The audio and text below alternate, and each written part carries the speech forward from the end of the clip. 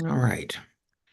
Welcome, everybody. It's the 2nd of February. I think that day has a distinction, but I'm going to say it's Women's Heart Health Day today. And I'm happy to have the delegation here today. We have a little business to conduct. We were planning on having the superintendent of schools at the top, but she's having a little schedule glitch. And so we're going to move into some business today. I think I'm going to check with Justin if we have a quorum so that we could possibly move on a bill at this point. We do have a quorum, yes. Excellent. All right, so we're going to take up voting on House Bill 417, which we have heard. It is a Community Affairs subcommittee has taken this up, and I'm going to go to Delegate Ruth, the chair of the Community Affairs Subcommittee. Delegate Ruth. Thank you, Mr. Chair. The Community Affairs Subcommittee met on Monday and discussed House Bill 417, Baltimore County Nuisance Actions Community Association, sponsored by Delegate Grammer. We voted unanimously to support the bill with no concerns, so I move favorable. Okay, the bill has been moved favorable. Do I have a second? Second. Thank you for the second. Delegate Allen seconds. And is there any discussion or questions? Okay, seeing none, because of the wait, I have my hand up. Sorry, okay. Here's Delegate my raised Szeliga. hand. I was having trouble finding it. Thank you. For those listening on and tuning in with us virtually, can you please describe that bill for us? You know, Delegate, we can't do this every single time on a bill. The bills are posted and they're heard the week before. People can read them. This is redescribing the bill. That's what we do during the briefing. If there are questions or comments about the bill, I'll take them. But I don't believe that we need to take the time to review it. I feel like we've done that. And did you have anything else? Apparently not. Thank You're you. the boss. Thank you. All right. So are there any other questions or comments at this point? All right. Seeing none, I'm going to take a voice vote. Be warned, I may run backwards on the list. Delegate White Holland, you still have a W at the beginning, so you'll be first if we went in reverse, just to warn you. We'll go down from the top here. We'll go to the vice chair first. Mr. Vice Chair. Hey, Mr. Chair, I just got on. What are we? Sorry. Thank you. We are voting on House Bill 417, Delegate Grammer's bill in Community Affairs. I don't have the title right to my left here. Baltimore County Nuisance Actions Community Association. Thank you. And what was the subcommittee's? It was unanimous in favor. Okay. Aye, Mr. Chair. Okay. Yes or no? Yes. Thank you. Delegate Allen. Yes. Delegate Bandari. No vote. Delegate Carden. Yes. Delegate Forbes. Yes. Delegate Grammer. Yes. Delegate Guyton. No vote. Delegate. I'm sorry. Mr. Chair.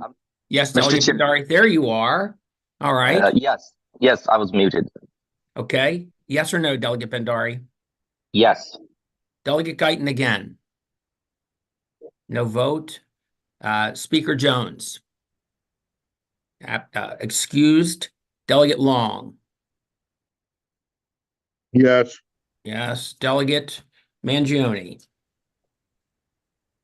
Yes. Delegate McCaskill. Yes. Delegate Metzger. Yes. Delegate Naraki. Yes. Delegate Pasteur.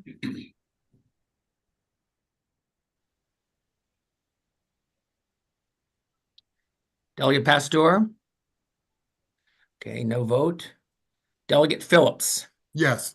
Delegate Ruth. Yes. Delegate Stein. Yes. Delegate Szeliga. Yes. And Delegate White Holland. Yes. All right, and that is, I'm going to go to the recording secretary. How many positive votes do we have?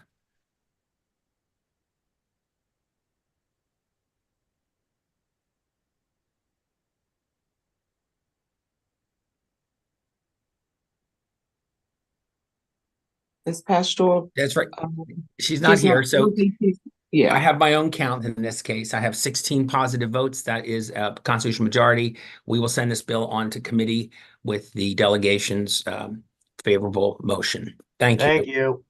Thank you. All right. I believe we're still a little fast here, and I put Delegate Phillips on the spot a bit. So if he's not quite ready, we're going to shift over to working on a bill that he has before us, which is House Bill 741, along with Delegate White Holland as the two sponsors. Northwest Baltimore County Sports Facility Feasibility Study. I put you on the spot a bit, Delegate Phillips, this early in the agenda. Would you be ready to have a hearing on this bill? Sure. Okay, thank you, sir. So House Bill 741 requests a study of the Northwest Park, the Reisterstown Sportsplex, which is located at the intersection of 795, 140, and 30 in Reisterstown, Maryland. It is looking at and consistent with the county executive's desire to increase tourism in Baltimore County. It is looking at the potential for developing that park as a sports tourism location to bring in youth sports. It would be modeled after a community in Pennsylvania known as Mannheim or Spooky Nook, where the economic impact every year has increased since 2017, bringing in approximately $87.1 million a year, with the idea of encouraging youth sports at a location. The reason that we want them to take a look at it is because it's uniquely situated with over 50 acres of Baltimore County land. The Baltimore County Revenue Authority owns an indoor facility which has an ice rink and also a soccer rink. There are already fields there. And so this would just have the Maryland Stadium Authority, which does this type of work, study the area to see if it's feasible and what the potential economic impact would be. We've spoken to the county executive's office and they concur. They can speak on their own about this. We've also talked to the Maryland Stadium Authority to concur, to get their to confirm that they have the ability to do the study. We've spoken to the Baltimore Revenue Authority, who is also going to participate. They're already doing their own study specific to the ice rink. So all of these things would be coming together just to assess the potential and also the potential economic impact. And I want to thank my seatmate. We did review this with the Speaker's office, but as I was told, that it would be almost presumptive if she signed on. So I understand that. And this is also cross-filed with Senator Ben Brooks. Thank you, Delegate Phillips. I'm on This is- delegation. I'm on working here. We have, make sure you're muted, please, if double check. Thank you.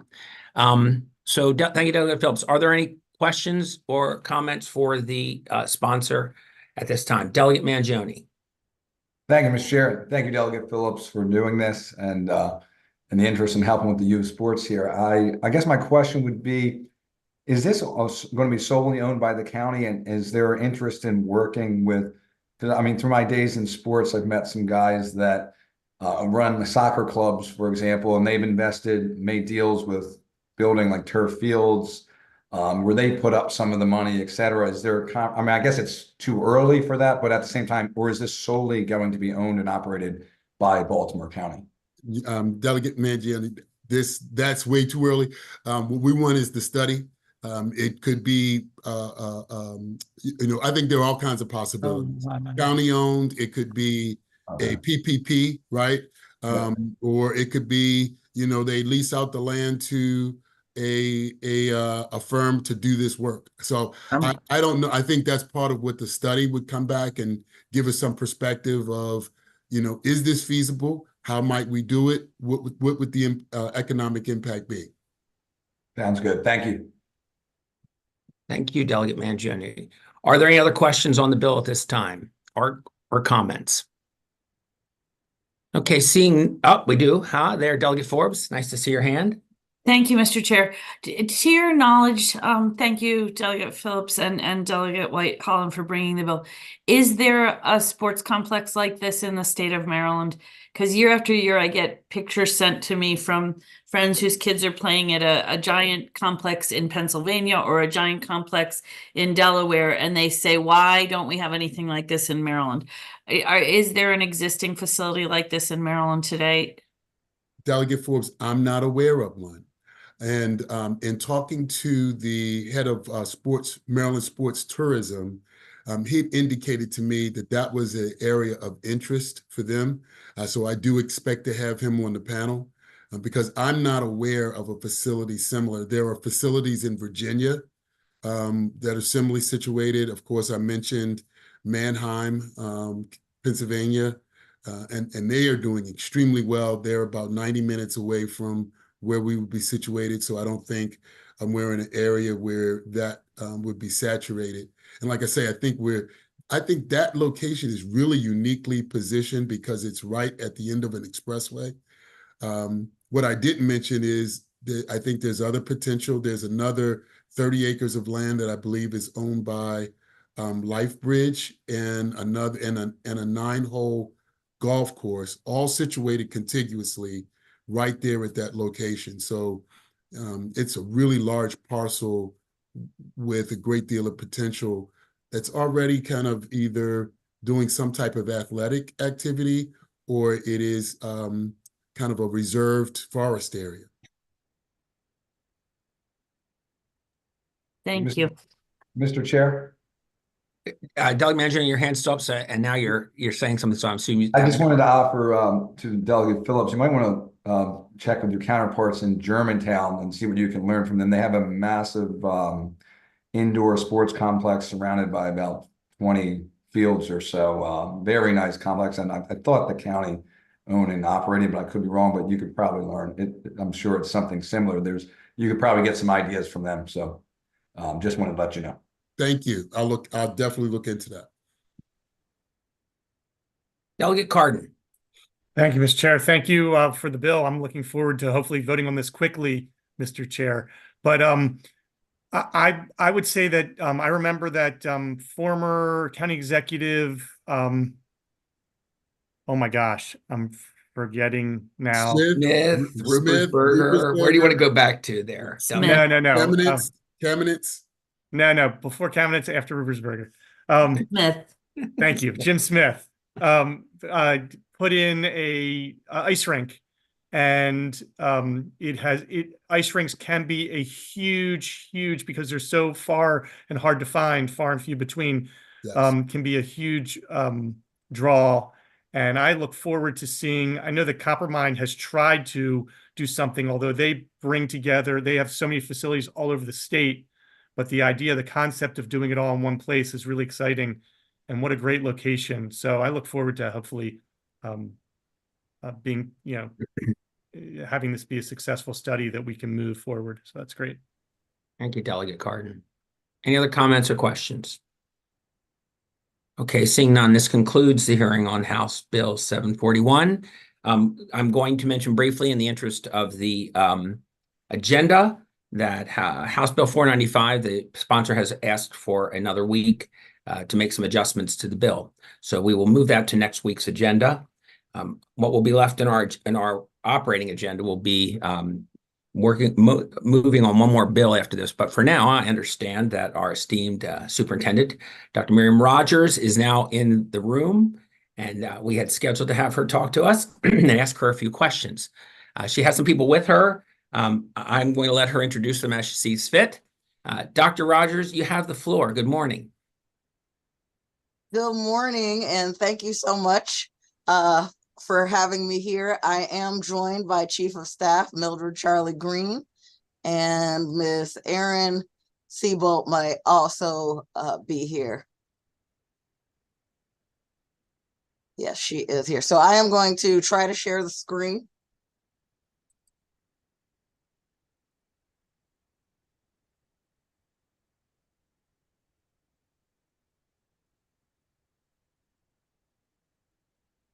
Can you see the screen? Yes, we do see it. Thank you. Well done. Nice All tech, right. both of you, everyone. You never really know as you move through different Always fingers platforms. crossed. Exactly. So good morning again, and thank you so much for the opportunity to provide you with an update. What I thought I'd do would be to provide you with an update on some data points as well as the budget, and then open it up to you to answer any questions that you might have for me. As you know, and we've spoken about before, we are focused on 4 priorities for Baltimore County Public Schools. The number one and main priority being academic achievement. However, we know that we must do work in all of these other areas in order to move academic achievement forward.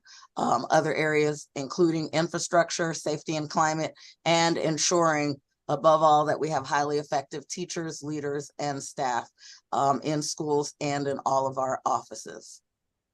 We also are moving forward with the Blueprint for Maryland's Future, really focusing on the first 4 pillars, expanding early childhood education, again, back to having high quality, but we also want to make sure that we have diverse teachers and leaders in our buildings, options for students in terms of college and career readiness, and more resources for students to be successful. So I want to share a little bit of some recent data with you. What you see on the screen is a summary of our star rating performance. 18 of our schools increased by 1 star. 36 schools decreased by 1 star, but 23 of our schools were in the 90th percentile or greater in the state of Maryland. You'll note on the screen the division by elementary, middle, and high. And while we are quite excited that 23 schools were in the 90th percentile and 18 schools increased, we wanted to know why the schools that decreased, what were the factors. And so this slide shows the changes to the 2023 report cards. And so essentially the calculations and the formulas move back to pre-pandemic formulas. The 2 areas highlighted in green that are larger had the largest impact on us. So chronic absenteeism, students missing 10% or more of school, as well as, our students who are multilingual learners, their performance on assessments.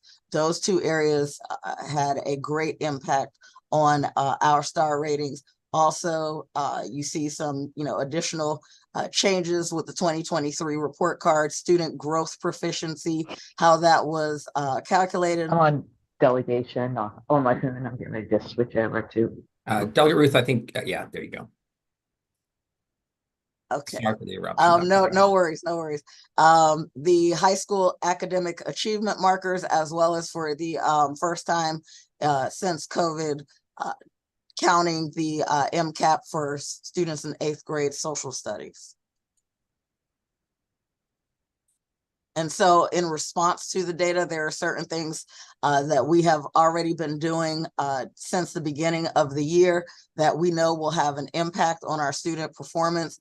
You see the 4 academic priority areas listed on one side, and then there are some specific action items. We do have a new elementary curriculum for literacy that is evidence-based. It's steeped in the science of reading, and it is aligned to the state of Maryland standards.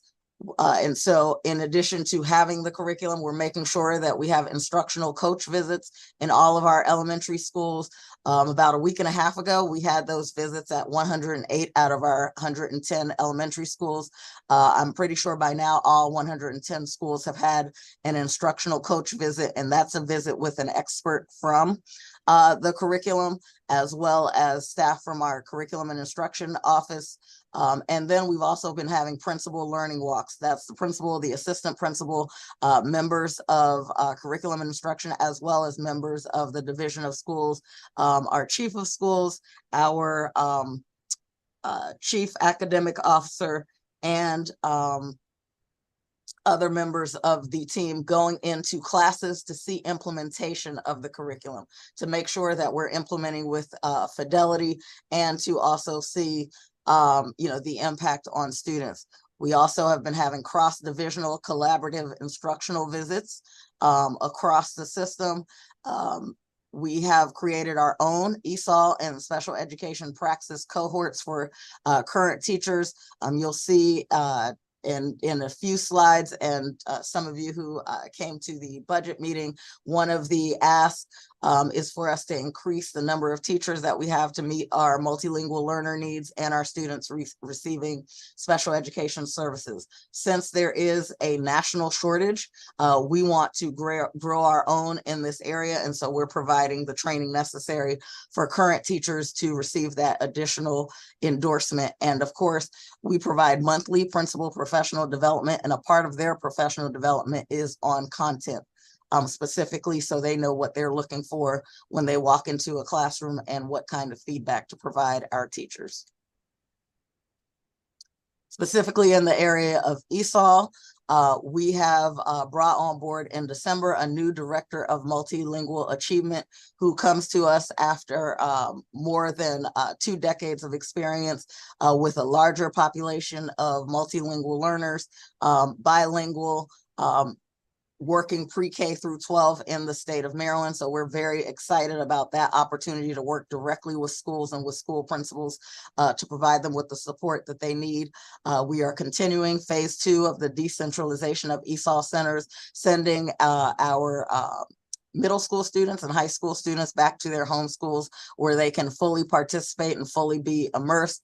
As a result, we're doing ESOL school support visits with members from our ESOL school team, both on the school side as well as curriculum and instruction, to provide feedback to the teachers and to the principals, providing professional development on the access assessment, as well as PSYOP strategies, which are strategies specifically focused on how we best meet the needs of our multilingual learners in schools. But in order to do anything with academics, our students need to be in school. And so chronic absenteeism, as I shared in the star rating, had a negative impact on not only Baltimore County, across the state on the star ratings, but certainly had a negative impact on our star ratings. And so starting with the summer, the team under school climate really focused efforts on a comprehensive approach to educate our families on the importance of regular attendance, but also to bring a lot of attention to it. Schools, reinvigorated their attendance teams. They, competitive spirit has kicked in. They monitor attendance on a regular basis. They provide, letters to families. We make phone calls. We provide wraparound services because we need our students in school. And so this slide shows you the progress to date. There's been a significant progress in terms of the percentage of students who are in low. So that is regular school attendance, typical attendance, what you would expect.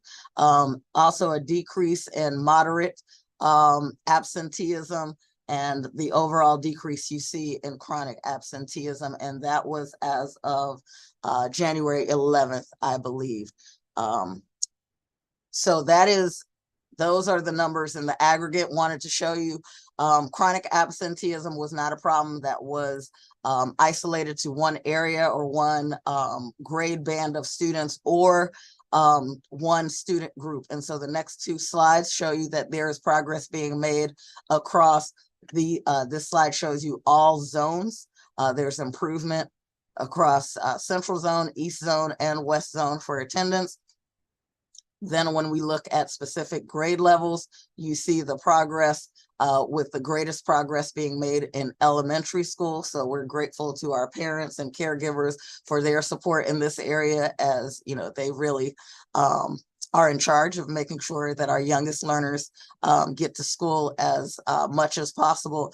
You also, this is also disaggregated by gender, and we see progress in every single area, including every single student group and student service group. And so, as I mentioned, we're excited that our students are coming to school, but we also know that when you have students who have been chronically absent, not only for 1 year, but perhaps for many of our students for several years, that's going to pose some academic challenges. And so we need to make sure that our classrooms are engaging and that we are equipped with the supports and resources that we need for those students who have additional needs.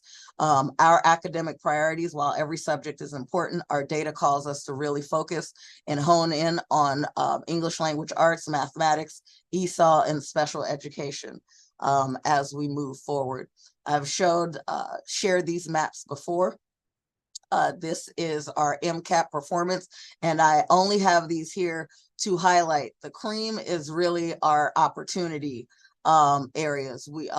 And so in elementary school, we have a lot of opportunity to move our students up as they're in elementary school to get to green, which is proficient and distinguished. Same opportunities exist in middle school and high school. And so our goal is, as we continue to move forward, we've seen some very promising data, which we'll be sharing soon with the Board of Education, and make sure that you receive a copy of it, of the current student performance and the gains that they've made already half a year into the new literacy curriculum aligned to the standards. And so we're looking, to see a correlation between that and the performance of our elementary students in particular on the state assessments. Next year, our focus is on procuring literacy curriculum for secondary that's aligned with state standards. And so secondary is in the same place where elementary was. Our data has not been aligned with state standards, I believe, for more than a decade. When you look at the math slide, this is a great area of need, as we all know, across the state of Maryland, but in Baltimore County specifically. And so our approach to mathematics is two-pronged, and it's a little different than literacy. We do have the curriculum for math that is aligned to state standards. We purchased a lot of the curriculum either right before or in some cases during the pandemic. And so we have spent a considerable amount of effort this year making sure that we unlearn perhaps some habits that are not in alignment with the intended use, as well as providing high quality professional development, middle school, high school, along with additional resources in middle school and high school to make sure that we're tending to the needs of the students that are currently sitting in those seats, while continuing to invest in elementary and also forecasting for the budget opportunities to provide that additional support that's needed in every single elementary school. These maps show economically disadvantaged, and we are showing those areas that are above state average. The different grades, the darker, the higher the percentage, and you'll see across all three grade bands that our economically disadvantaged communities are primarily in the east and west zones of Baltimore County Public Schools.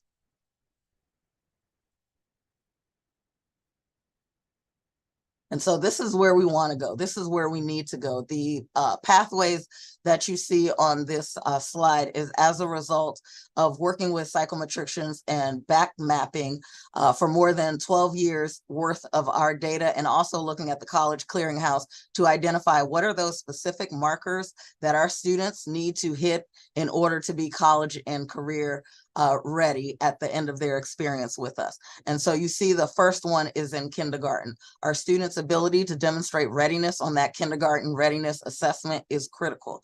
Then we move into elementary school, and there's two critical markers in elementary school. You have grade 3, reading at or above grade level, and then grade 5, being able to demonstrate both on the literacy and the mathematics assessment that our students are achieving at or above proficient. Then in grade 8, that one critical marker in middle school is successful completion of Algebra 1 with a grade of C or higher. And then in high school, there are a variety of markers that point to college, career, and community readiness. I've shared before that, there is a through line. When you look at large systems that have been successful with students, there's a body of research that exists.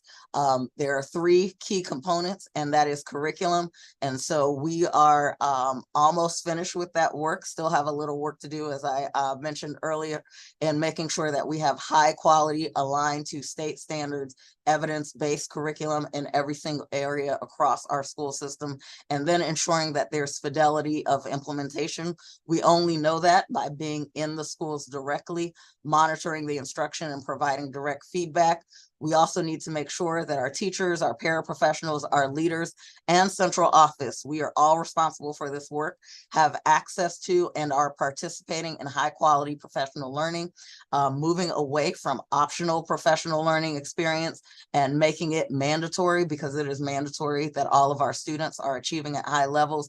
And then how we make sure that we are differentiating based on the needs of individual schools. And that is through having robust professional learning communities in schools and in offices. And those are collaborative cycles where we are reviewing data.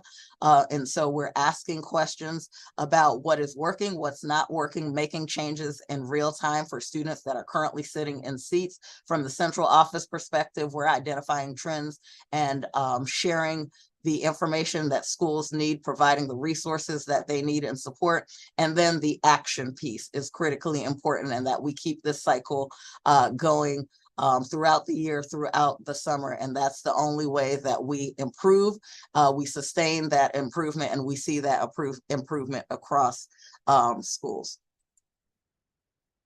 The next few slides, I will walk through them quickly, just to recap in terms of our budget request. The first slide focusing on academic achievement, reducing our class sizes for grades 3 through 5, as that was the highest band in our school system. Making sure with math that we're being proactive and really trying to provide that foundational help. And so we're having a math lead teacher pilot to provide specific support in our elementary schools, providing staff development teachers in every single school across all levels to provide job embedded site specific professional development, providing more special area teachers at the elementary school.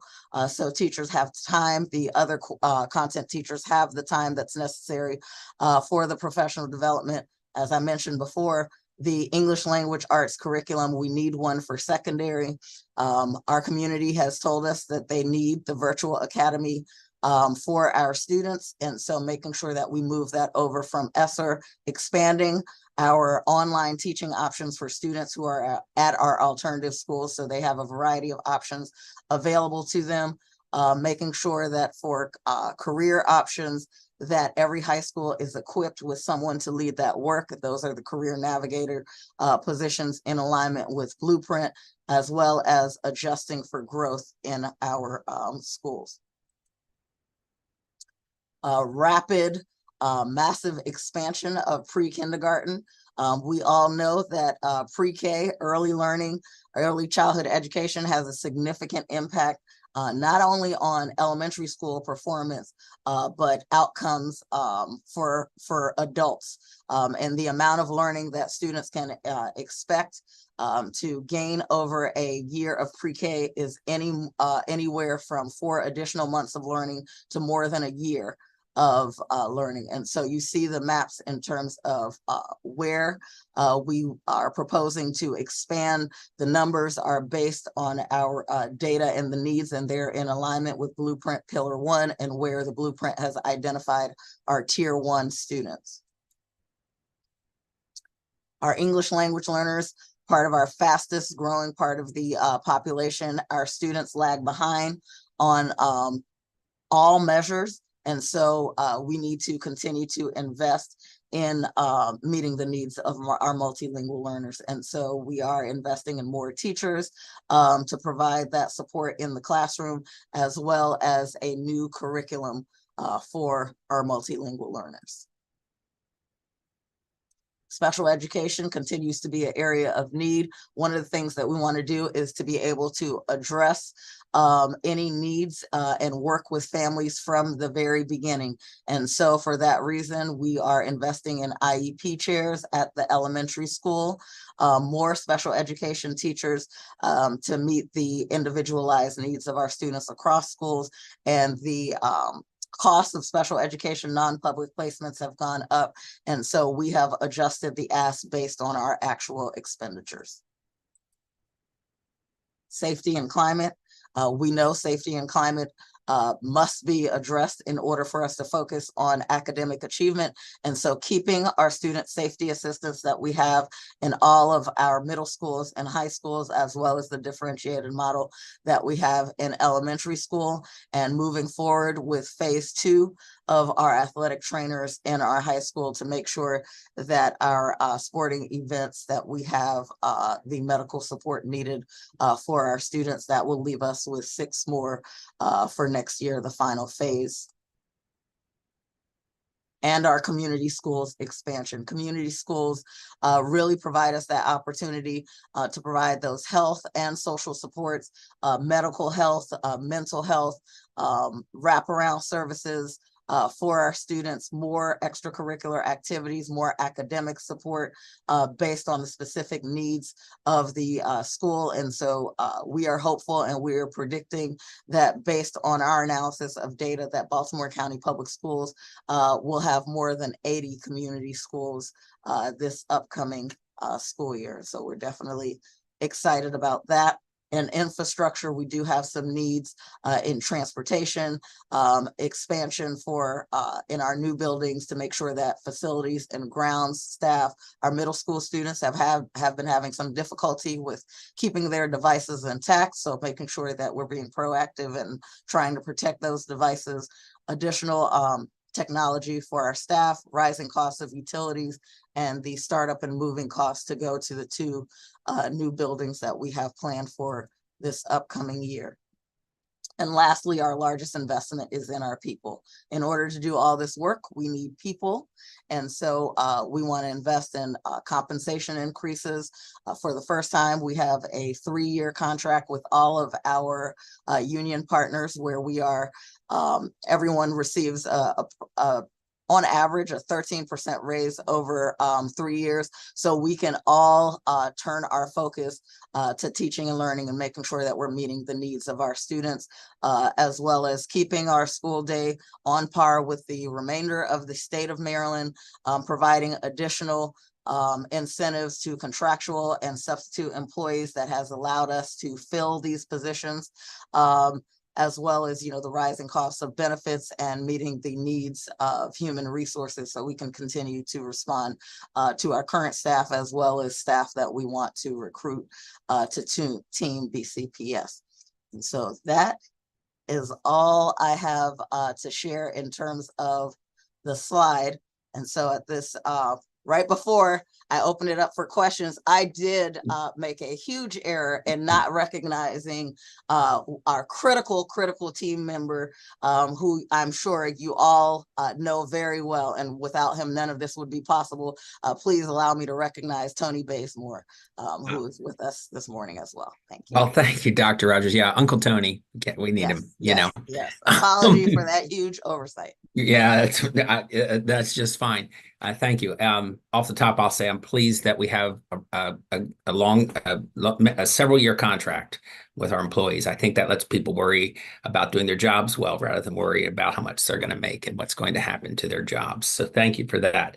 I will open up the floor to questions from the delegation. If anyone would like to ask a question, please put your hand up. Delegate Grammer, thank you.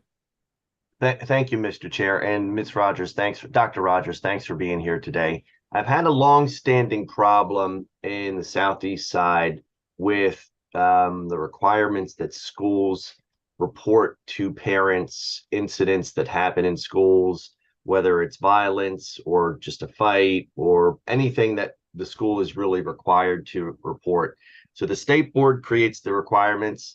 They require the local board to adopt some sort of framework. Baltimore County has deferred that to your office. You have requirements. but the schools do a terrible job at it. And, I've even had examples of this problem in my personal family where I could give you the specific details and the school never notifies the parent. So this is a long-standing problem. What do we do here with the fact that schools just aren't obeying the law? Well, thank you for sharing that question. I will share with you that hopefully you're seeing some improvements in that area. One of the things that we've made clear that's extremely important to us is open and honest communication, making sure that people have the information, because we know in the absence of accurate information, stories get out there that may or may not be accurate. We have devoted specific resources to this area. Our executive director of communications, Ms. Oni Jala, she actually works directly with schools. We have a repository of resources for our schools and required reporting internally, those mechanisms, because they also for us help us to initiate messages that we send to different places. And so I receive, like I'm speaking to you now, and I just received a message popped up of a school that's sending something to their community. So I would be happy to talk to you offline of if there are any specific areas where you still feel this year you're not getting the kind of communication or the timely communication, because we've had training for our principals and school leaders on the expectations, and there is a lot of support provided in that area. And so it's our goal to make sure that anything that's critical for families to know, that you have that information, including sometimes,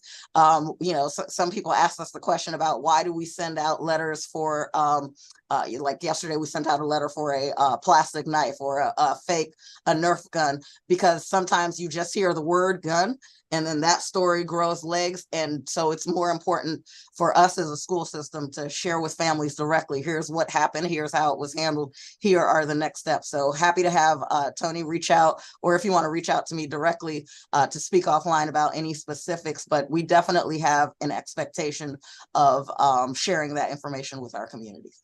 Yeah, if you and I could maybe follow up, because I've vented to Tony quite a bit, and I hate to jump this on him. So maybe another time we could talk about this. It's a long-standing issue. Thank you. All right, no problem.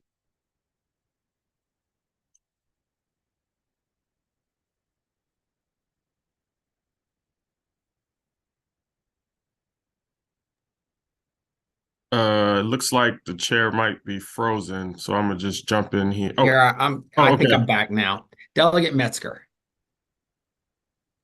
I was there for a Thank second. you, Mr. Chair, and thank you, Dr. Rogers. I appreciate the work that you do. The word Kenwood, I'm sure, is going to ring out to you. It rang out to me. That's my alma mater, and I need to reflect. That would have never happened years ago. But with that said, it happened. What takes place? Kind of walk us through what takes place to these kids, because I could show you my text. Families are scared to send their kids to school there. They don't want, they need to know what's going on. Well, I appreciate you raising it. But safety and climate is a priority of the school system. Students cannot learn, staff cannot do their best work teaching if we don't have a safe environment. And so yesterday, when we were made aware of the unfortunate circumstance, the first step is to notify parents that something's going on and more information to come. After, working with law enforcement, they contained the issue quickly. Then a follow-up letter went to our families. And the part of the follow-up, two things that I want to address specifically. One is that we have no tolerance for this kind of behavior, that there are consequences from the legal side. And, I work very closely with our chief of police, who is committed to Baltimore County public schools. Our county executive is equally committed. But then there are consequences on the school side. And so we are following the law in terms of the consequences, and we simply cannot, risk that other students, are harmed when students make bad decisions. So while I can't, share with you these are the exact consequences, I can tell you that there are extremely serious and severe consequences that will occur from the school side. The other thing is another letter is coming out to the community. That letter will come out either this afternoon or it will come out on Monday morning to let them know. Yesterday, at the end of the day, we all came together. So one of the things we do is, we work through the incident, and then at the end of the day, we convene a meeting to discuss the incident. Sometimes it's an isolated incident, and we discuss, what needs to be put in place, next steps. But sometimes, there's a pattern of behaviors that we're not that are not in keeping with the values of the school system and what we expect. And so we are adding additional resources to Kenwood. Those resources will start immediately. Of course, our police partners are helping us out in addition to the mental health supports that we have available for the staff and the students. But you can look for, and I'll make sure that you get a copy of the letter, and anybody else who's associated with Kenwood, that you get a copy of the letter that's sent to the community, because we are providing additional resources around safety, so that these kinds of incidents don't happen again. I will tell you, federal law allows for expulsion in areas, not suspension, not extended suspension, expulsion in areas where there are these severe incidents, and we are going to be moving forward and complying with the law. Well, I would absolutely, I just tell it the way I see it. As a Kenwood High School alumni and as a Hall of Fame recipient, it truly breaks my heart to see this kind of horrible stuff taking place. So my question to you again is, when you say expulsion, are they removed from the school and they won't be back, or go to Crossroads, or do they go to virtual? What takes place there? Expulsion can be a variety of things, but the one thing it is that the student is not in a comprehensive school. And so depending on a variety of factors, expulsion can mean anything from having access, virtually, having access or no access at all, or anything in between. There are different factors that come into play, different rights and responsibility depending on the students and what services they receive. But expulsion at a minimum means that a student will not be attending a comprehensive high school, because what we also don't want to do is to move, if there's a severe issue, that we would move a student, just remove them from the one school.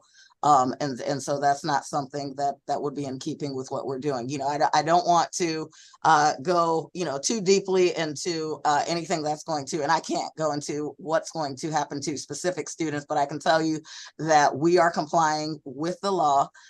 We are working with our law enforcement officers and people who, when there are severe choices that really detract from the safety of the school community, we take that seriously, and we follow through. And so more information regarding the additional resources and supports that we're providing to Kenwood will be out in a letter to the community.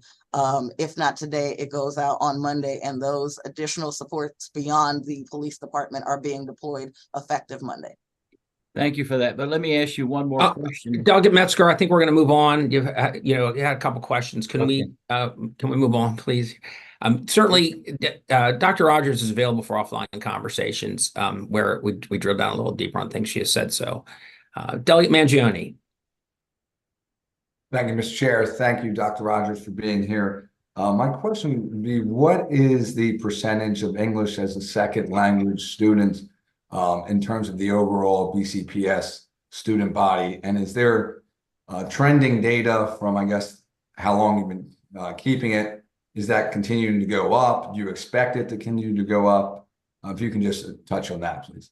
Yeah, so we have about a little over 12,000 students, and I'm rifling through my notes and I'll give you the percentage. So it's a little more than 10% of our student body. The data has gone up significantly since 2010. It's gone up 263% since 29 in terms of the percentage, and the trend continues to grow. Just this past year, our number of English language learners has grown the population by 10.2% in this past year. And so we expect that trend to continue. Just in 2019, we were at 76, a little more than 7,600 students. We are well over 12,000 multilingual learners in our schools. Thank you. And 12,000 is out of how many overall students? Out of 110,000, what is it, 259 now. Okay. And Okay, thank you. Delegate Naraki. I'm sorry, she didn't ask and I'm not saying you did that on purpose, but no. The trending cost of, do you have numbers? And I can get you off offline about the data for how much that is costing the county, but and the English as a second language teacher. But I'll touch base with you online if I know you got to move on. Okay, we can talk offline, but I will share in terms of the teachers. So we allocate staffing based on enrollment, and so to hire a teacher, an ESOL teacher, because ESOL is the program, to hire an ESOL teacher is on the same pay scale as hiring a science teacher or a math teacher. And so, you know, there's a certain number of classes that a student can take in the day. When you are in where you're emerging in your English skills, your academic language skills, instead of taking, for example, if you're a high school student, instead of taking English 9, you're going to be in an ESOL 1 class. And so those classes are, you know, staffed similarly. So in terms of costs for teachers, it's the same cost as any other class. We continue to add teachers in the area of ESOL as we're adding students to make sure that we have the teachers who are equipped to meet the needs of the students. So this budget cycle, particularly, we're expanding by 35 more ESOL teachers across our buildings, as we're also decentralizing the ESOL centers at the middle school and high school. So those students, you know, have the opportunity to participate at their home schools. Thanks for your detailed answers, Dr. Rock. No problem. Sorry about that, Delegate Mangiani. I didn't realize that we had a little more to go. Delegate Naraki. Thank you, Mr. Chair. And thank you, Dr. Rogers, for being here. I really always appreciate your willingness to engage with us. To change topics a little bit, I'm not sure if you're aware of the story that kind of broke this week about a student in Patterson High School in Baltimore City that okay, so you're familiar with the story. So, you know, I'm a BCPS parent. So not as a delegate, but as a parent hat, I was horrified, you know, to have a convicted rapist inside a school, and not just raping one child, but in this case, multiple children. I just want to know what BCPS is doing to make sure that we don't have a similar situation where we could have, you know, a rapist in the halls with our children in the county. Well, I appreciate the questions. And I will tell you, part of what we're doing is partnering with you and other lawmakers to help us in that area. This is one of those specific areas for school systems in particular where the law has not caught up. And so when you talk about things like weapons, you talk about, you know, massive sale of drugs or violence, there is law that helps us to do that work that we need to do. But there is a gap when you're talking about sex crimes in that area. And so part of my work is working with our lawmaker partners to make that shift that helps us to continue to do that work. But we also have very strong partnerships, as I mentioned, you know, before in other areas with the chief of police, our executive director for school safety, Dr. April Lewis, works with Sergeant Knox. They have a direct through line. We receive notifications of, you know, things that happen. You know, it's quicker, the notification, if it happens inside of Baltimore County, but we also receive a notification that of criminal activities that take place outside of Baltimore County. And so immediately we convene a meeting with a safety team to make determinations on what those next steps are. We are very clear about incidents, of that type, and that the safety of our students comes first. We have a team of people who will, work through what those next steps are. As I said, we want the law to catch up. We have a legal team that provides us with that support. We are not averse to educating any student. However, education doesn't always have to look the same way. And so we have a robust variety of options, while we work through what the school system must or must not do. But what we will not do, given the information, is not do our due diligence and do everything in our power to protect our students and staff in the buildings. And so, this is a two-pronged approach. We have to get the communication so we can respond to it. We work closely with our legal partners, but we also need the help for the law to catch up, because when the laws catch up, it is much easier for the school system, to make decisions. I think it is well known that, Baltimore County was in the news, several months ago for, making a different decision when given that kind of information. But the law says, something else. And so that's an area that we need your help and all of our lawmaker partners, your help in closing that gap for us. But it is an area of concern where everyone does their due diligence in terms of responding and putting a plan in place. As long as we have the information, that those are the immediate steps that we take. Well, Dr. Rogers, I appreciate that answer. And I would love to follow up with you offline as to how we can help, because I really want to. I mean, I'm as a parent with kids in the school, it's concerning. Not that BCBS is doing anything wrong, but it's, I just don't want to see that situation happening in Baltimore County where we have convicted rapists walking inside a school. So I'm going to follow up with you and do whatever I can to help. Thank you. I appreciate that very much. Thank you, Delegate. Delegate Shalega. Thank you. Thanks for being here. I want to say that I'm hearing great things about your leadership, and the morale within the school system is really high. So thanks for all you're doing. Just to dovetail on what Delegate Naraki said, if you can point us to that piece of legislation and, offline, have Tony or your office show us where the loophole is and the bill that we need to put in, emergency legislation, to correct this problem that seems to exist, where that rapist actually raped a 2-year-old child in Baltimore County. And he is hopefully not still at Patterson High, but, we certainly all want to work together to protect our children. So that would be helpful. Thank you. Thank you, Delegate. Delegate Long. Thank you. Thank you, Dr. Rogers, for the information.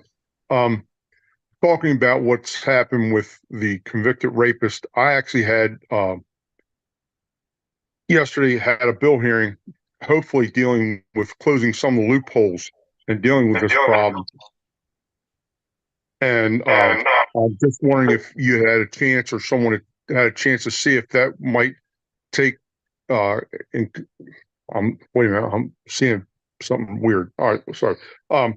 See if that would help. And what could we do to add on to that bill, or we need to draft a completely different bill, because the frequencies of this happening, along with some of the students, the violence in the schools, we need to address all these issues. We can spend a ton of money on education, but if kids don't feel safe, as you said, they can't learn. And I think that should be a #1 priority.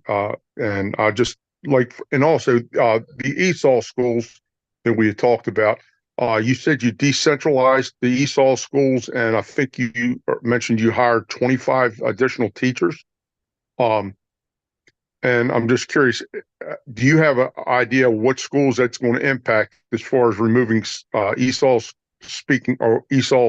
programs from what school to what school, and what impact it's going to have generally on the school system? Thank you so much. Thank you. Thank you very much. I have not had an opportunity to take a look at that information yet. So once it comes my way, I'm happy to look at it and provide you with immediate feedback. And I'm pretty certain anything that begins to help to close that loophole I think is going to be a help to us, to all the school systems across the state of Maryland. So thank you for that, and I'm happy to take a look at it and send feedback. And so you asked about the decentralization of the ESOL centers, and so for a long time, we had the majority of our middle school and high school students, we had regional ESOL programs, and so the students had to take long bus rides in some case, and sometimes many times because the regional centers were not in their neighborhoods, they could not participate and engage in a lot of the other school activities. And so last school year was phase 1. This school year is phase 2. Phase 2 includes 12 more middle and high schools. We can follow up. We can follow up with you in writing with everyone in the delegation to let you know the list of the 12 schools that are planned. And essentially, what you have are the students that were at the regional center.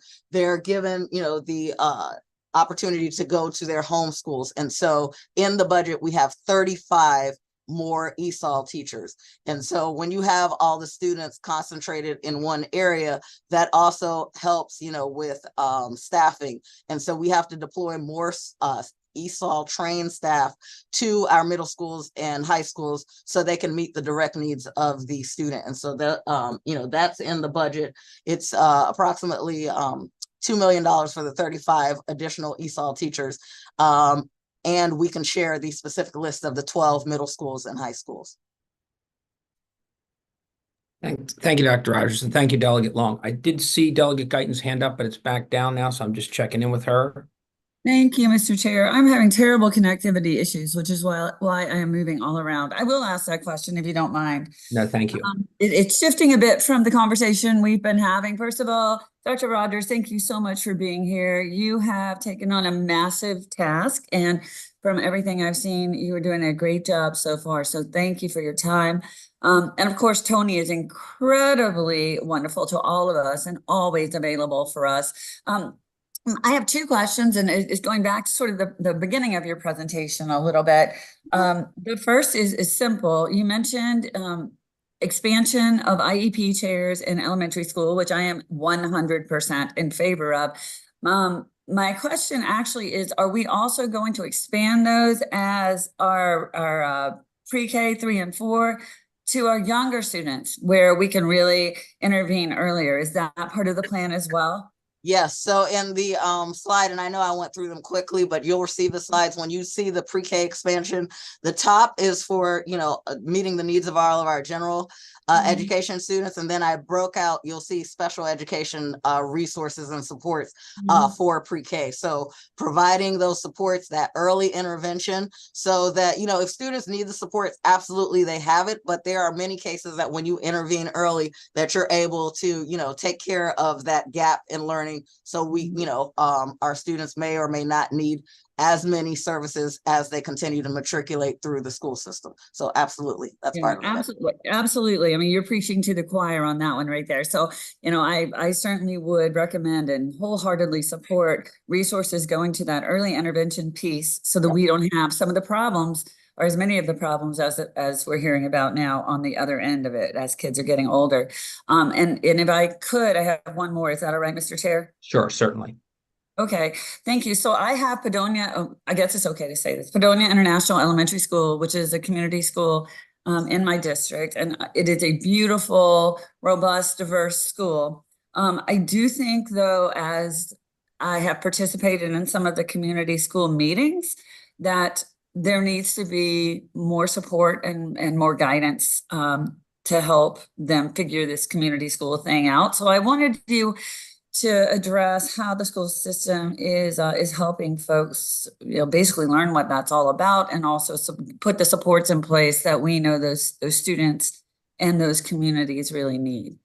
So thank you for that. So it's probably 2 weeks ago, maybe 3 weeks ago, we sat down and met with, the CEO and the COO and the community schools lead of the Y.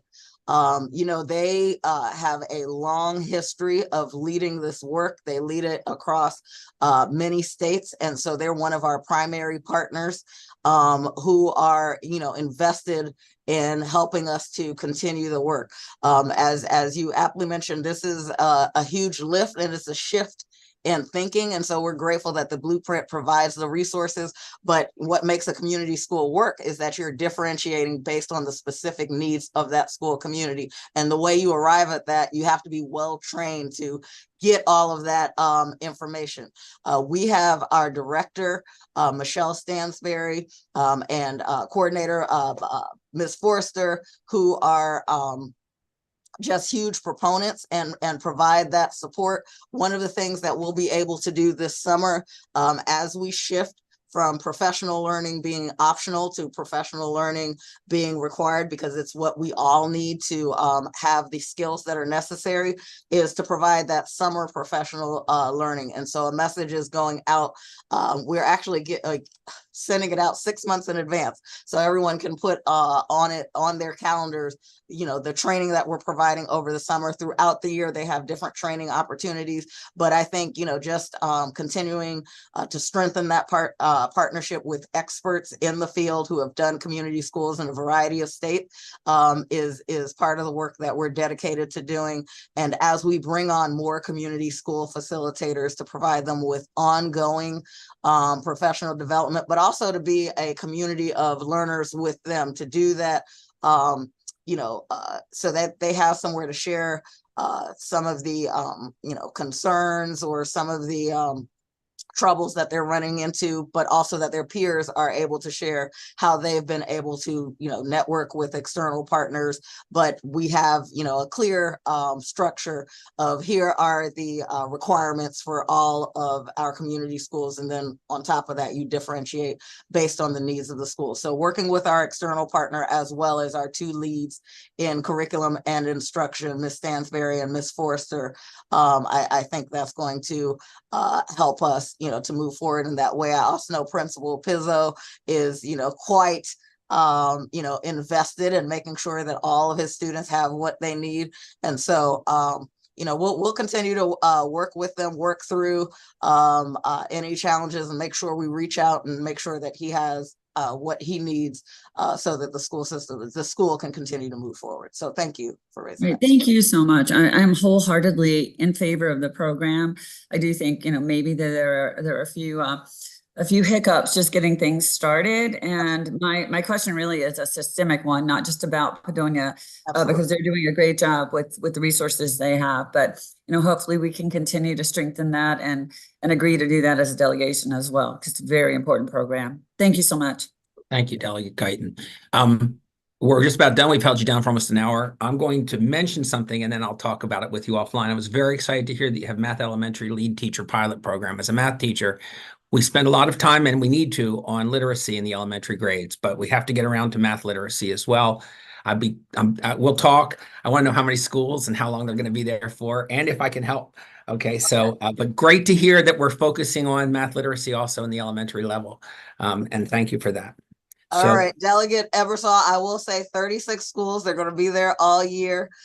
We didn't have enough, you know, resources to make them full-time, so they're all half-time. So a couple of days per week, and absolutely you can help, and anybody else who is a math expert. Well, I love, you know, I miss teaching. Thank you so much for being with us, and everyone for your questions and your commentary. So that Dr. Rogers, we've met with her twice in the interim, and again, I would say accessible is her middle name. So I really appreciate that. And with that, we're going to conclude this part of the meeting, and thank you again for being with us, and your staff as well. We appreciate them being on board. We are going to move to the last item on our agenda, which will be taking up House Bill 58. Unintended, we're going to focus on it a little bit today on speed cameras. And so what we're going to do is there are as many as 7 possible amendments to the bill. All of those 7 have been considered by the subcommittee on public safety. Delegate Cardin is the chair of that subcommittee. I'm going to move through them one by one. I'm going to name them. We will take some questions and comments, but I encourage you to keep your comments Short, no big personal stories or preambles. Please, if you want to make a comment on it, we're happy to hear it. We will try to vote on each of these amendments and possibly vote on the bill once we have decided how to amend it. With that, the first amendment we'll take up is amendment that has been before us. It is the sponsor amendment. It has to do with the process of deciding where they are. And Delegate Cardin, Chair Cardin, I will let you go a little further with that. Thank you, Mr. Chair. And by the way, thank you for allowing our subcommittee to meet in your wonderful, luxurious office with your conference room. And we appreciate it's all of ours. It is the Baltimore County delegation. And the fact that you had it sponsored by and catered by Ruth Chris, I'm assuming you're going to do that for all the subcommittees. In the future, right? Well, depending on how they behave, there you go. Thank you. Okay. So the First Amendment that was brought up on the speak camera passed unanimously out of the subcommittee, and it was, I would call it technical. We believe, the county believes, that this was spurious language that that when taken out clarifies that the county gives the authority to the police department or whomever is organizing, or in this case, it's the police department organizes where the speed cameras are, and they make a decision. It's not determined by a specific county councilman or by the county council. It's determined by the operators of the speed cameras, and that's what this language does. And if I can just add, the authority is given by the council and by the executive, but the authority to place speed cameras, the placement is done by the staff of the organization that's running the operation. Does the subcommittee have a motion on this amendment? Mr. Chair, I move favorably on the amendment. Thank you. Do I have a second on that? Second. Thank you. All right. At the risk of having some objections, I'm going to do a voice vote on all of these amendments as we go. It takes an extra minute, but I think in the interest of clarity here, is there any more comment or questions about the amendment? Okay, seeing none, we're going to start from the bottom up just for fun. We'll first go to Vice Chair Jackson on the favorable motion on this amendment. Yes. Delegate White Holland. Yes. Delegate Shalega. Yes. Delegate Stein. Excused. Delegate Ruth. Yes. Delegate Phillips. Yes. Delegate Pasteur. Yes. Delegate Naraki. Yes. Delegate Metzger. Yes. Delegate McCaskill. Yes. Delegate Mangione.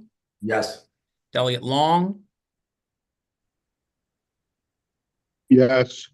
Delegate Speaker Jones I believe is excused. Wait a second to make sure. She's actually conducting session. Delegate Guyton. Yes. Delegate Grammer. Yes. Delegate Forbes. Yes. Delegate Cardin. Yes. Delegate Bandari. Yes. Delegate Allen. Yes. And so we have a quorum and a majority of the quorum for this amendment. We're going to ask that this amendment be placed on the bill. Thank you for that. Second amendment, we've taken the three amendments that were suggested by Delegate Phillips and the subcommittee and broken them into parts. The first one has to do with the use of the funds that would be realized from this new program only. Chair Cardin, do you want to go into some more detail? Mr. Chair. Again, this amendment, so just for process, for everybody to understand, if you have a copy of the amendments, I believe, Charity, that they are all on one document. However, we've separated them into three amendments that we're going to be describing. Is that correct, Charity? That's correct. Okay, I just want to make sure so everybody, in case people are confused. This first amendment proposed by Delegate Phillips passed unanimously out of the subcommittee, and what it does is it says that any additional money that comes in because of this program, not the money that's coming in presently, but any additional money that might come in from additional speed cameras, in residential areas, as opposed to, this doesn't include additional cameras in education or school areas, only additional cameras that might come in residential areas, is going to be earmarked or goes into a fund for traffic calming devices. It can go anywhere in the county. It doesn't have to go to a specific camera location neighborhood. That's what the amendment does. Mr. Delegate Phillips, am I correct on that? That is correct. And I would move favorably on the amendment. Thank you. Is there a second on the favorable motion on the amendment? Second. I have a second. All right. Is there any further discussion or questions about the amendment? Delegate Mangione. Thanks, Chair. Real quick, traffic calming devices, is that the actual, is that considered just a device or a construction of median lanes and stuff like that? Great question. Speed bumps, median lanes, anything that can be used. They certainly, I mean, would be our belief and understanding that it would not be used for additional cameras, because the cameras are self-funding. They pay for themselves. This would be additional money coming in because the cameras generating revenue, and they can be used by the county to give a community the bumps or humps or whatever they need. And just for if you can, and for clarification. Okay, Go ahead. Delegate Phillips, I was going to say for clarification, I believe it actually reads, shall be used solely to assist in covering the cost of sitting, constructing, installing, and maintaining traffic calming devices in Baltimore County. Great. And this is only the money from these additional cameras, Right. it doesn't repurpose the money from the existing cameras at school Correct. zones, right? Okay. Any other questions on the bill, on the amendment? Seeing none, let's take a voice vote. I'm going to start from the top down this time. Vice Chair Jackson. Yes. Delegate Allen. Yes. Delegate Bendari. Yes. Delegate Cardin. Yes. Delegate Forbes. Yes. Delegate Grammer. Sorry, yes. Delegate Guyton. Yes. Delegate Jones. Delegate Jones. I'm just reading names. Speaker Jones is excused. Delegate Long. Yes. Delegate Mangione. Yes. Delegate McCaskill. Yes. Delegate Metzger. Yes. Delegate Naraki. Yes. Delegate Pasteur. Yes. Delegate Phillips. Yes. Delegate Ruth. Yes. Delegate, let's go Speaker Pro Tem Stein. I think he's also excused in doing some work with session. Delegate Shalega. Yes. And Delegate White Holland. Yes. Normally, Madam Secretary, I would go to you, but since everybody said yes, I'm going to, without an exact count, will be recorded. This amendment is adopted and will be sent forward. We have a majority of the quorum present. Next amendment is amendment that has to do with the business of a study. I think we have a slight additional phrase for this one. Chair Cardin. Thank you, Mr. Chair. And again, this passed unanimously with the slight change in language. And Charity, I think you'll help me make sure I get this right.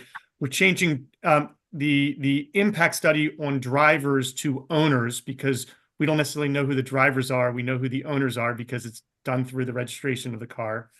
And we're adding the locations. Am I correct in that? We're adding also locations of the placement of them as part of the study, and not just this disparity in terms of the tickets that are issued to owners, but also whether there's any kind of interesting data that we can glean from where the locations are of the placement of the cameras. That is correct. And correct me if I'm wrong, because we've been communicating with the NBA, we're not sure if our particular agency can get some of that information. We added a 2-word phrase prior to it, did we not?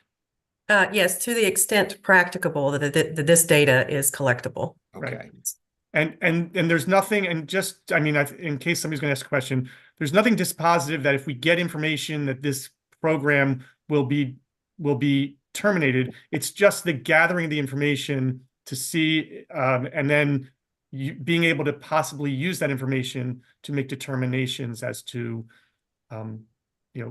what's happening. It's really just gathering of information, and that's what this amendment does. Thank you, Mr. Chair. Delegate Naraki, I see your hand up with a question. Well, first let's take a motion. Do we have a motion on this amendment from the subcommittee? I would move for the acceptance of the motion. Favorable. Do I have a second on that? Second.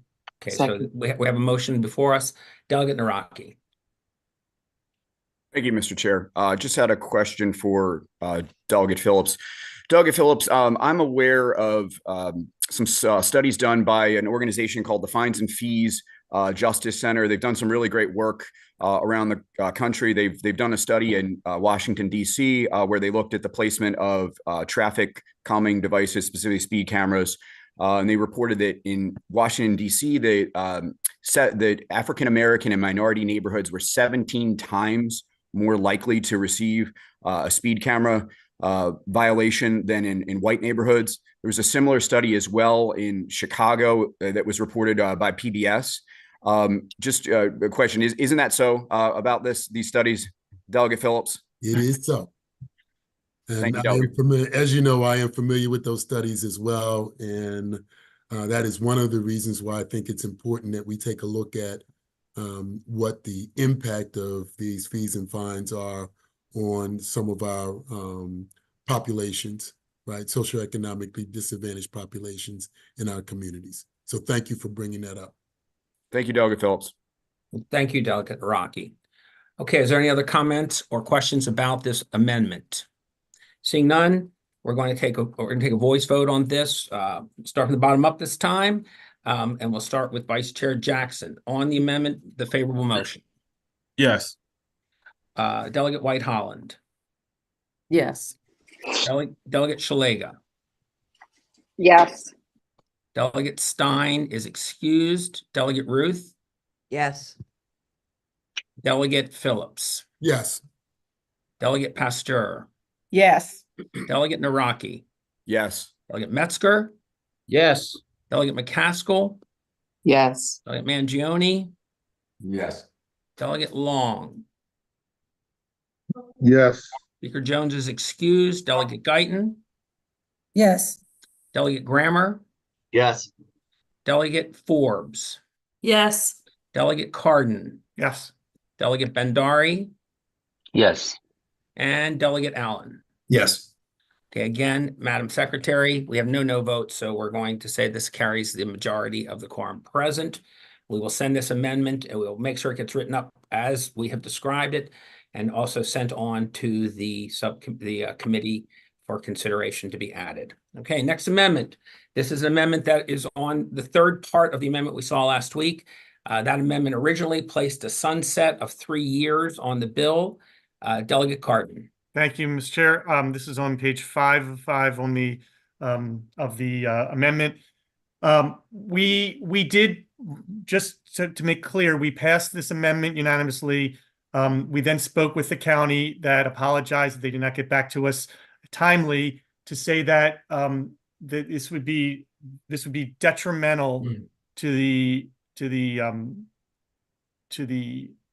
ability for them to carry out this policy.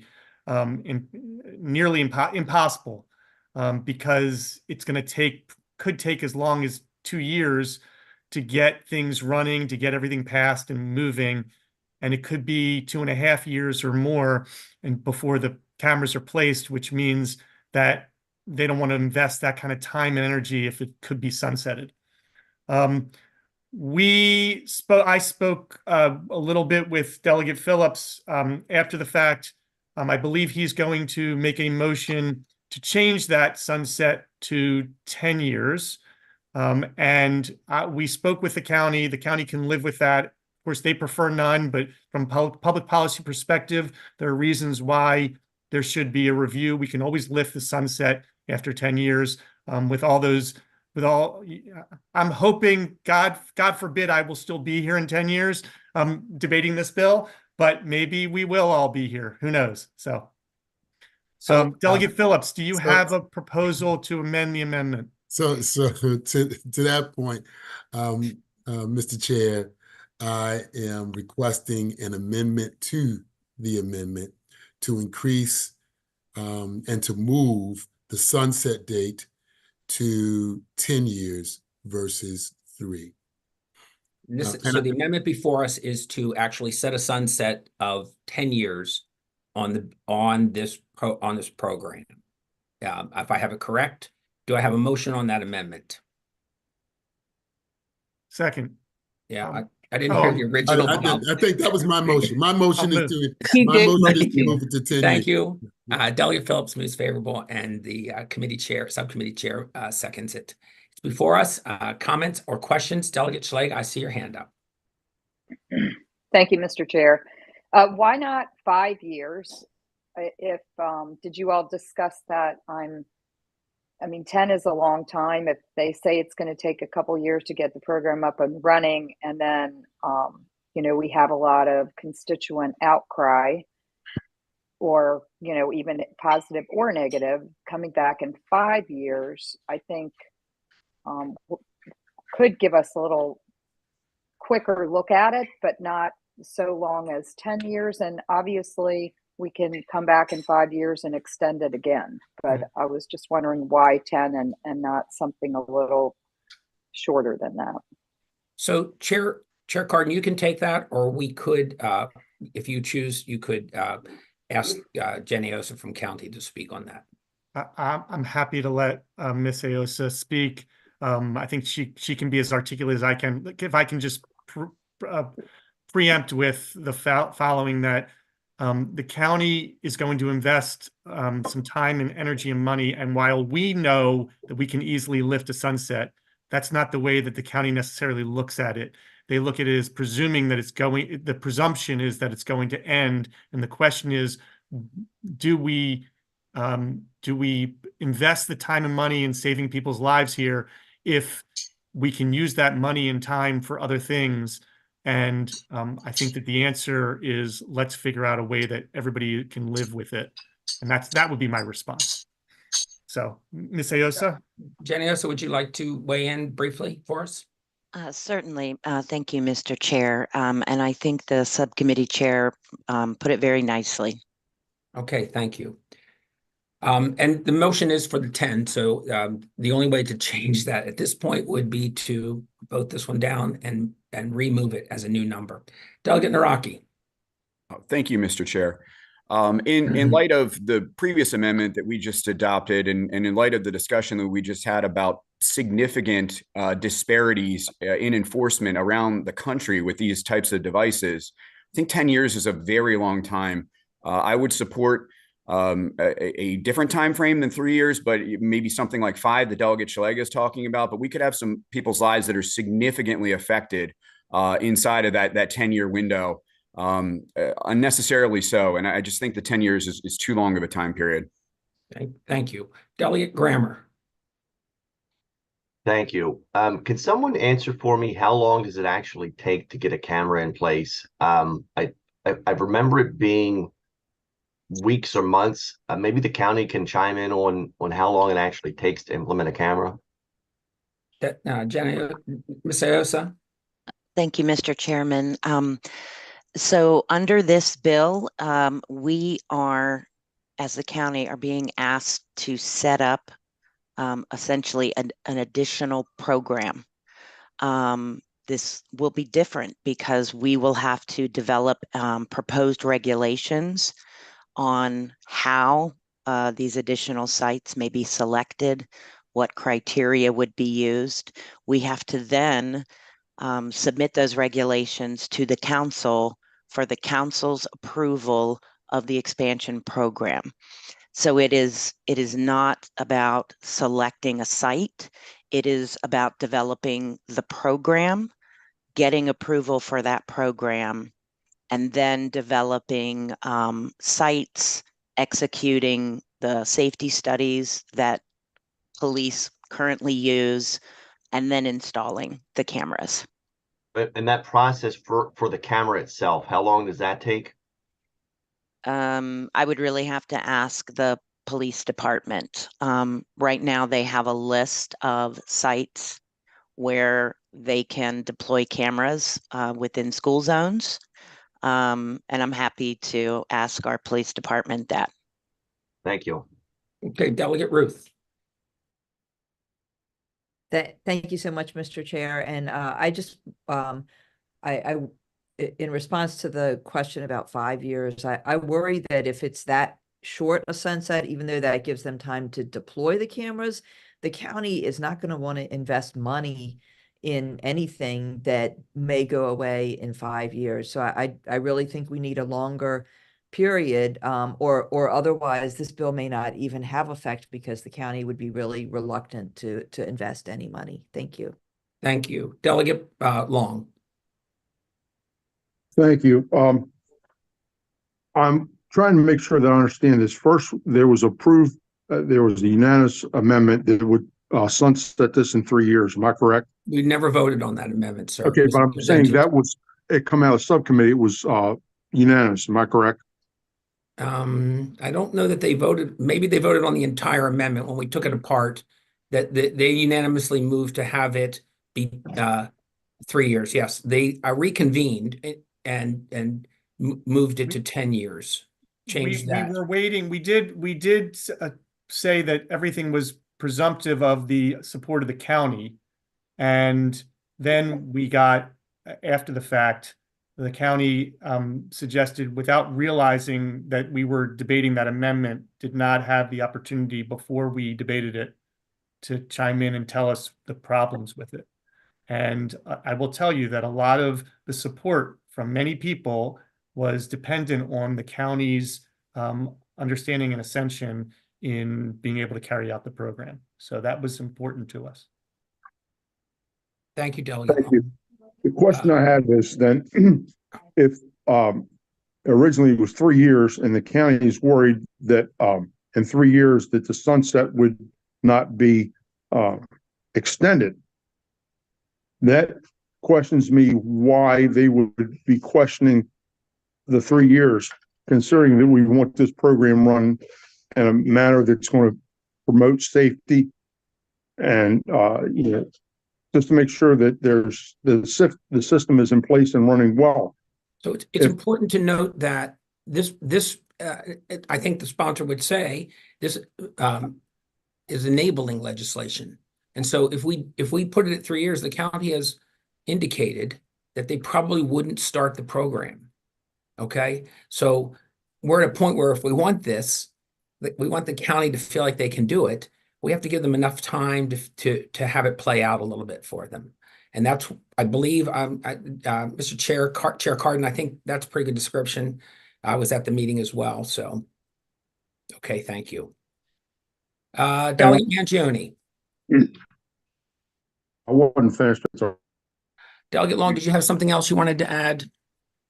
Yeah, I heard that the funds from Baltimore County, when this bill was first produced and given to us, I thought there was mention that the company that was going to install the speed cameras was also going to pay for them and wouldn't cost the county any money. I'm just kind of trying to wrap my head around why now the county is worried about spending funds that was never mentioned before. Thank you. All right. I have a flag up for Jenny also would like to weigh in briefly, I think. Is that correct? Yes, sir. Thank you, Mr. Chairman. I just wanted to I think she's frozen. No, I have her. Oh, can you all hear me? I can. Okay, thank you. I apologize. I wanted to make 2 quick points. One, with regard to the sunset, Baltimore County has absolutely no problem with collecting data and having that data about the program at any time during the course of the program. We believe in adaptive management, and we're happy for the amendment that adds in the study, the evaluation of impacts, etc. We believe that that's the important part, and that once data is collected, you all can make an informed decision about continuing or extinguishing the program. Thank you. With regard to the cost question that I believe I just heard. Yes, but I'm going to say that I don't think this amendment is on cost necessarily. Yes. I think it's really on feasibility of the program if we put a 3 year sunset on it. And you've stated it's not really cost that's your issue. It's more the effort of putting it together with the idea that it would disappear. Yes. Okay, thank you. Thank you, Mr. Chair. Delegate Mangione. Thanks, Mr. Chair. And you almost answered my question, but I don't want to go too far off topic. But I guess very simple, for the 10 years, is there a county, you don't have to name the cost, but if it doesn't sunset until 10 years from now, is there a yearly cost for this program? And I guess I can ask why it's not implemented in the same program before we vote. So it will be a 10-year annual commitment to this for every year that doesn't sunset, correct, Ms. Iosa? Or am I wrong? Thank you. Thank you for the question, Delegate. So the costs to the county are largely the upfront costs of establishing the program. Once the program is up and running, revenue from any tickets that may be issued go to sustain the program and eventually pay for the upfront capital costs that the county had to make. Again, in the interest of time, I'm going to interrupt. I appreciate the questions about where the funding and how the funding works. Again, I believe this amendment is about the feasibility of the program in a short term as opposed to long term. Yep, I understand that. I think we're going to stick to the amendment here. Delegate Bhandari, with some alacrity, please. Yeah, thank you, Mr. Chair. Yeah, I believe that revisiting and potentially shortening this time frame could significantly enhance this effectiveness and relevance. And also a more condensed timeline could also increase engagement and support, to see a tangible progress. I also believe that 10 years is too long period to achieve our desired outcome. Okay, thank you. On the amendment, no further questions or comments. Let's see, which direction do we go? We're going to go top down. We have a favorable motion on this amendment for a 10-year sunset on the bill. Vice Chair Jackson. Yes. Delegate Allen. Yes. Delegate Bhandari. No. Delegate Cardin. Yes. Delegate Forbes. Yes. Delegate Grammer. Yes. Delegate Guyton. Yes. Speaker Jones is excused. Delegate Long. No. Delegate Mangione. No. Delegate McCaskill. Yes. Delegate Metzger. No. Delegate Naraki. No. Delegate Pasteur. Yes. Delegate Phillips. You have to unmute. Yes. Delegate Ruth. Yes. Delegate Speaker Pro Tem Stein is excused. Delegate Shalega. No. Delegate White Holland. Yes. And the speaker vote and the chair votes yes. A real quick count, please, from my recording secretary, and we'll see if we concur. Okay.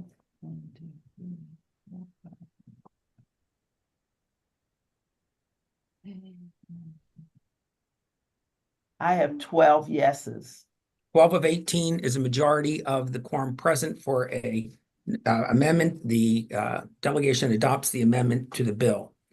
Next amendment is an amendment put forward by Delegate Naraki. Generally, it has to do with checking addresses before tickets are mailed out. I'll let the chair of the subcommittee elaborate if he feels he needs to. Thank you, Mr. Chair. And I'll only say that it passed unanimously out of the subcommittee, and basically it requires the entity that's issuing the tickets to verify that the registration is not stolen before they send the ticket to the offender. I'm going to catch you on that. I think that's Delegate Shalega's. That's next. I believe Delegate Naraki's was more about verifying addresses. Is that correct, Delegate? I see your hand Oh, I up. apologize. Yeah, that's all right. That's all right. Mr. Chair, if I may, and Mr. Chair, also subcommittee chair. Chair and chair. Chair and chair.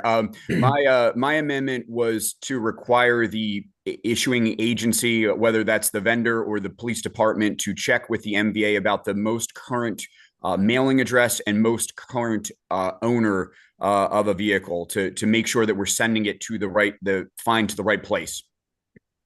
Thank you. Thank you for that clarification. Thank you. Is there do we have a motion from the subcommittee on the bill? on the amendment? Move favorably on the. motion. On the And a amendment. second, I heard. Thank you. Is there any discussion on this amendment? All right. Delegate Long. Did I hear that they were supposed to verify whether the vehicle was stolen or not? Is that No, the sir. amendment? That's That was the the next, wrong, no, sir, that's the next wrong amendment amendment. coming. Apologize. Yeah, that's all right. Okay, I'm trying to pay attention. Thank you. That's the next amendment comment. Delegate White Holland. Yes, thank you, Mr. Chair. I just have a quick question. I'm wondering, how does this compare with what is already done as it relates to the current practice? It's a great question. And what, if anything, would be different than what is being done now? Thank you. Ms. Ayuso, do you have any insight on that for us? No, I do not, but Okay. I'm happy to ask the police. And since we have the maker of the amendment there, he apparently would like to weigh in with information on that. Sure. There is actually also a departmental bill that's going to apply to the entire state, delegate, to do this from the MVA. Currently, this is not codified into law. There have been instances, at least in our district, where fines were mailed to wrong addresses, old addresses, things like that. So this just hopefully helps minimize some of that confusion there. Hopefully we pass the bill as well that applies to the whole state, but this would, of course, if that doesn't happen, would at least guarantee that in Baltimore County, we're at least doing a cursory glance to make sure that we're mailing it to the right place. Placing Baltimore County on the vanguard. Delegate White Holland, I see your hand still up. Do you have further question or did you just, okay, there we go. I had a follow-up, but Please. I understand in the sake of time. So if this is regarding, again, would be providing, again, additional authority for the county to place outside of these school zones, would this essentially only be applicable to those or That's a great question. or the other cameras that are in place? I'm just trying to understand how it would. Great question, and that was the intent, and the way it was drafted is it's for the entire speed camera program. So it does apply to everything. And again, it will become moot if we pass it statewide, and if not, Baltimore can be a model perhaps for the rest of the state in the years to come. Thank you for that clarification. Okay, further comment or questions? Okay, we have the amendment has been moved and seconded. I'm going to take a vote here. Vice Chair Jackson. Mr. Chair, this was moved as favorable, right? Yes, we have a favorable motion on it. Yes, we do. Yes. Thank you for clarifying that. Delegate White Holland. Yes. Delegate Shalega. Yes. Speaker Pro Tem Stein. Yes. Delegate Ruth. Yes. Delegate Phillips. Yes. Delegate Pasteur. Yes. Delegate Naraki. Yes. Delegate Metzger. Yes. Delegate McCaskill. Yes. Delegate Mangione. Yes. Delegate Long. Yes. Speaker Jones is excused. Delegate Guyton. Yes. Delegate Grammer. Yes. Delegate Forbes. Yes. Delegate Cardin. Yes. Delegate Bendari. Yes. And Delegate Allen. Yes. Okay, Madam Secretary, we had all positive votes, so we have a majority of the quorum. That amendment carries. Next amendment is an amendment introduced by Delegate Shalega, which is similar but not the same. That says that it has to do with them checking for stolen vehicles or stolen plates. Chair Cardin. Thank you, Mr. Chair, and I apologize I mixed these two up because they were both such good amendments, Delegate Naraki. So the subcommittee voted unanimously in favor of this amendment. We should check to make sure that the plates are not stolen or the car is not stolen and the plates reported stolen before a citation offense is mailed to the owner. Thank you. Are there any questions or comments on the amendment? Do we have a motion? I'm sorry, first, do we have a motion on the amendment? Move favorably. Thank you. Do I have a second? Second. It has been properly moved and seconded. Delegate White Holland, I saw a hand and now I don't. Okay, thank you. All right, are there no questions on this amendment? We will take a voice vote on this. And we'll start with the vice chair, please. Yes. And Delegate Allen, Yes. Delegate Bendari, Yes. Delegate Forbes, Yes. Delegate Grammer, Yes. Delegate Guyton, Yes. Speaker Jones is excused. Delegate Long, Yes. Delegate Mangione, Yes. Delegate McCaskill, Yes. Delegate Metzger, Yes. Naraki, Delegate Naraki, Yes. Delegate Pasteur, Yes. Delegate Phillips, Yes. Delegate Ruth, Yes. Delegate Stein, Yes. Delegate Shalega, Yes. Delegate White Holland. Yes. Okay, Madam Secretary, we have all positive votes. Chair We have- Eversol, you skipped Delegate Cardin. I did skip Delegate. I couldn't figure out. I had a space there. Delegate Cardin. I didn't even notice it. Yes. Okay, thank you. Okay, so we have the quorum is unanimous, so we have majority of the quorum. This amendment is adopted. Now it's 10:48, and we are going to quit at 10:59 because people have places to go. And so we may get to the vote on the actual bill today, or we may not. We have one more amendment to consider. This is an amendment introduced by Delegate Grammer, was also considered by the subcommittee. Delegate Cardin. Thank you, Mr. Chair. The subcommittee did consider this, and for the record, it did not make a favorable recommendation.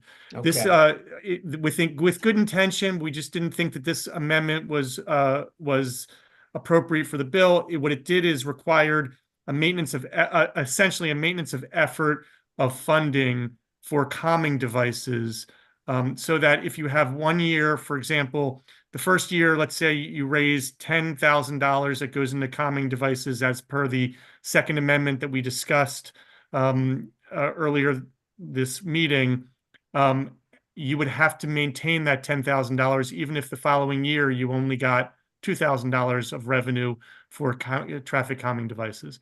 We were worried that this would put a burden on the county to do, what if you 1 year, like there's a COVID year where there's tons and tons of traffic violations, the next year is post-COVID, there's not, and you raise 50 grand, you'd have to maintain that 50 grand for traffic calming devices, which would be great for our communities, but not necessarily good for the budgeting predictions for the county. So we did not move favorable on this. Thank you. As a subcommittee. Do you want to make so the subcommittee makes I would make a unfavorable? motion I would make an unfavorable motion. That's correct. Motion for an unfavorable report on this one. Do I have a second on the unfavorable? Okay. So we have a motion and a second. I'd like to let the county weigh in on this, and then we'll go to the maker of the amendment. We really don't have a position one way or the other. Thank you very much. Delegate Grammer.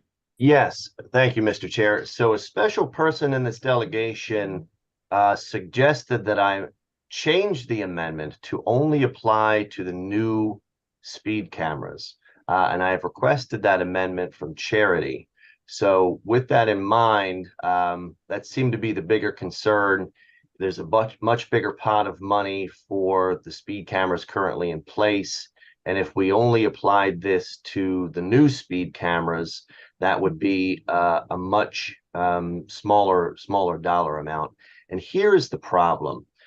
When the county first expanded the program beyond the initial 15 test cameras, the first one was put on Mace Avenue in my community. That was 12 years ago, and our only traffic calming request on Riverside Road has not been provided by the county for 12 years. In 2022, we were actually approved for the speed bumps on Riverside Road. We still do not have speed bumps. So what this is, the underlying problem, and I think Delegate Phillips' amendment addresses part of this, in sending these dollars to traffic calming devices. The underlying problem is, as a matter of budgeting, the county can just supplant the dollars that it has with the new funds coming in. So we have this big countywide need, and we don't, even if we expand the program, we're not really guaranteeing that, people in your community or your district are going to have any further access to traffic calming devices. So what the amendment essentially does is for, as suggested to me by a special member of this delegation, I've changed it to apply only to the new cameras. So I guess I would, if the delegation is willing, I would suggest that we consider amending the amendment. It's tricky. I guess we could try that. I believe the general objection, the reason it's unfavorable is because in the subcommittee it was discussed that we were actually inserting ourselves into county budget affairs here and tying their hands, whether or not we did it for all the cameras or some. So I think right now we need to vote on that concept in general, and we do have a motion before us. Delegate Metzger. Yes, the question you almost answered, but I would press this issue. I'm a little concerned that we're talking 1 minute about extending this for a 10-year sunset, but yet at the same time, we're not wanting to take a look at a capital revenue, bringing it into a study where you can find out exactly where the money's going. And I concur with my colleague, Delegate Grammer, that we in our area have asked for calming devices since we've been in office and even prior to that. And we're not getting any of that. So my thing is, I think we need to press this issue. The amendment doesn't guarantee that it would be placed in certain places. Well, we're not saying that. We're just commits the money to a special fund, which would have to be a maintenance of effort. And I agree with that, and I understand that, but I'm pressing the delegates' issue. Okay, thank you. One last comment, Delegate Naraki. Mr. Chair, one point of clarification. I do have one question. Mr. Chair, didn't we just do that with Delegate Phillips' amendment? Didn't we just do exactly what Delegate Grammer is asking here? Didn't we change it in that same way? Not exactly, but I'll let the chair weigh in on this. So Or Delegate Phillips, either one. Mr. Chair. Yes. Originally, so we reviewed it, and I asked, before we made a motion, I asked Delegate Phillips whether he was going to change his amendment. So we've already have the amendment up with a unfavorable. Look, I mean, we can vote, we can do what we want. I mean, I don't care. I know that this is Mr. Chair. So I will simply say that I think that the amendment from Delegate Phillips about directing the money did some of this. Delegate Grammer's amendment goes a step further and calls for maintenance of effort. My comment would be is if 1 year we made $10,000 on this and the next year we made $2 million, the county would be on the hook to spend $8,000 out of some other budget line item. Ms. Iosa. Yes, please forgive me. I just reread the amendment, and we don't see a need for this. If the cameras work and we're reducing speeding, isn't that a good thing? Okay, I think I'm going to call the question. Mr. Chair, that wasn't my question, though, Mr. Chair. I was asking, didn't we just allow Delegate Phillips to change the period on the sunset from 3 years to 10 in a similar way to what Delegate Grammer is asking to change his amendment to here? Wasn't that exactly what we just did there? That's not accurate. In terms of process, we did not have a motion on the floor, Mr. Chair, before he did that. The subcommittee took up the issue of the amendment going to 10 years. And the subcommittee was empowered to move favorable. Mr. Chair, I'm sorry. You have to let me finish here. The subcommittee also took up Delegate Grammer's amendment as it is and moved unfavorable on it. He has since submitted something else, but that has not been taken up by the subcommittee. And before us, we have his original amendment. And so I'm going to call a vote on this. Okay. I think we all know how we're going to vote. So let's move forward on this. So the motion is unfavorable. If you say yes, you're moving against this amendment. Let's clarify that. If you say yes, you're moving against this amendment. All right. So Vice Chair Jackson. Yes. Delegate White Holland. Sorry, Delegate. Yes. Delegate Shalega. No. Okay. Against the unfavorable. Speaker Pro Tem Stein. Yes. Delegate Ruth. Yes. Delegate Phillips, Yes. Delegate Pasteur, Yes. Delegate Naraki, No. Delegate Metzger, No. Delegate McCaskill, Yes. Delegate Mangione, No. Delegate Long. No vote. Speaker Jones. No. Thank you. Speaker Jones is excused. Delegate Guyton, Yes. Delegate Grammer, No. Delegate Forbes, Yes. Delegate Cardin, Yes. Delegate Bendari, Yes. Delegate Allen. Yes. And the chair votes yes also. Give me a quick count there, Madam Secretary. Mr. Chair, I'm sorry, we're counting votes. Thank you. I understand you didn't count my vote. I did. Yes. As a no? I heard your vote and I counted it. 13. Oh, 13. Yes, I have your vote. Delegate Long. Thank you. And 13 out of Thank 19 you. present is a majority of the quorum. Therefore, the delegation does not approve this amendment. We're at 10:58. This bill is still before us. I think it's too fast for us to take a vote on the bill today. And we will bring this bill up as the first order of business in voting, will be to move on this bill. Please, if you're bringing an amendment, make it something that is meaningful and that you get it to the subcommittee so they can look at it if it's relevant. I'm sorry we didn't get to the vote today, but it's 10:59 and people have places to go.